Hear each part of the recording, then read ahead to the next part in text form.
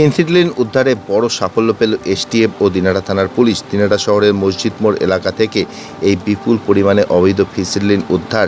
বৃহস্পতিবার সন্ধ্যায় গোপন সূত্রের খবরের ভিত্তিতে পুলিশ ও এসটিএফ যৌথভাবে অভিযান চালিয়ে একটি কন্টেইনার ট্রাক থেকে এই বিপুল পরিমাণ অবৈধ ফেন্সিডিলিন উদ্ধার করে। জানা গেছে, ইউপি নাম্বারের একটি কন্টেইনার ট্রাক দিনাটা সীমান্তের এলাকার দিকে যাচ্ছিল। ঠিক সেই সময় পুলিশ ও এসটিএফ মসজিদ মোড় এলাকায় ওই গাড়িটিকে আটক করে।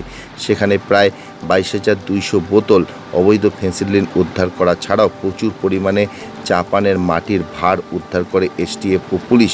ঘটনায় ওই গাড়ির চালক শাহরুখ খান নামে একজনকে গ্রেপ্তার করেছে পুলিশ। ধৃতের বাড়ি উত্তরপ্রদেশের হাপুর এলাকায়।